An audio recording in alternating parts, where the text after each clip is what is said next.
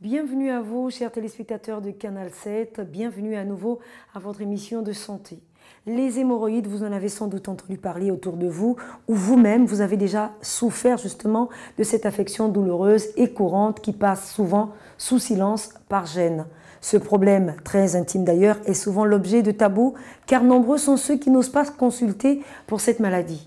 Le docteur Inès Maganga Moussavou nous définit ici ce qu'on entend par hémorroïdes et quelles sont donc les manifestations. Nous avons tous des hémorroïdes, hein, ce sont des structures normales.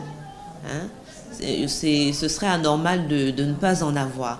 Maintenant, le problème, c'est lorsque elles tombent malades. Voilà.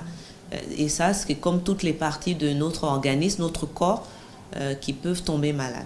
Les hémorroïdes, déjà, c'est des structures qui sont normales, hein, des structures vasculaires normales, mais qui interviennent au niveau de la continence, en fait. Grâce à ça, ça contribue à faire en sorte qu'on ne perde pas les selles n'importe comment, etc. Souvent, les gens, lorsqu'ils ont un saignement au niveau, par voie anale, ils se disent que c'est les hémorroïdes, ou bien lorsqu'ils ressentent, ils ont une sensation de boule au niveau anal, c'est ce qu'ils qualifient souvent d'hémorroïdes, ou bien des douleurs à ce niveau, au niveau anal.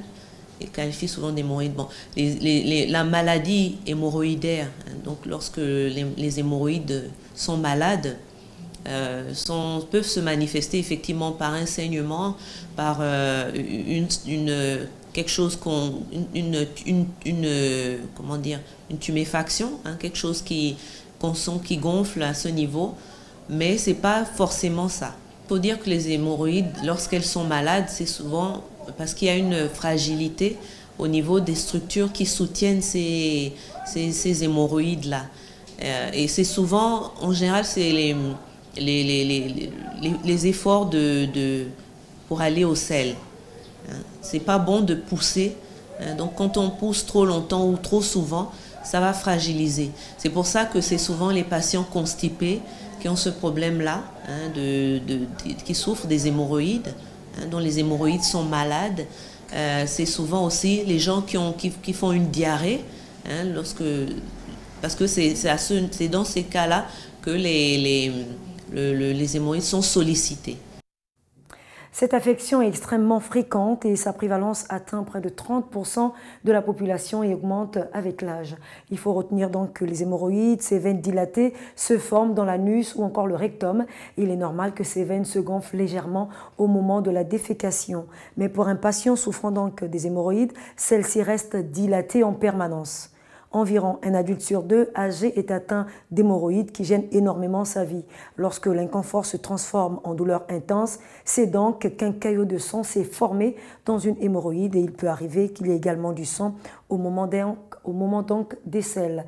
Et à ce moment-là, il est recommandé de consulter un médecin sans tarder. La pathologie hémorroïdaire est donc une affection bénigne certes, mais qu'il convient tout de même de prévenir ou de diminuer. Par conséquent, y a-t-il un traitement, docteur Maganga Moussavou? Oui, il y a un traitement hein, en fonction des stades, en fonction des degrés. Il y a des traitements. On dispose de nos jours d'une panoplie de traitements. Au stade terminal, hein, lorsque les hémorroïdes ne peuvent plus être réintégrés dans le canal anal, on n'a pas le choix, on est obligé d'avoir recours à la chirurgie. Il faut opérer le patient. Les choses peuvent régresser, hein, peuvent évoluer favorablement sans avoir forcément recours aux médicaments, mais le problème, c'est l'inconfort que ça entraîne. Et puis, à un moment donné, ça évolue jusqu'à un stade où ça ne peut plus se réintégrer spontanément, ça ne peut plus revenir tout seul au niveau de l'anus, à l'intérieur. Et donc, on est obligé d'avoir recours à la chirurgie. On leur conseille de s'hydrater, il faut qu'ils boivent beaucoup d'eau, qu'ils mangent des légumes verts, en tout cas tout ce qui est riche en fibres en fait, en général. Voilà, sachez également que la femme enceinte ou qui vient encore d'accoucher peut également souffrir d'hémorroïdes.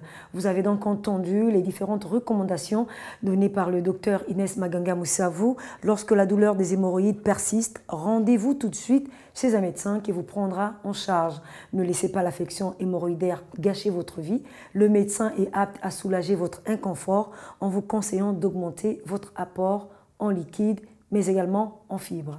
Fin de cette émission et on se dit à demain.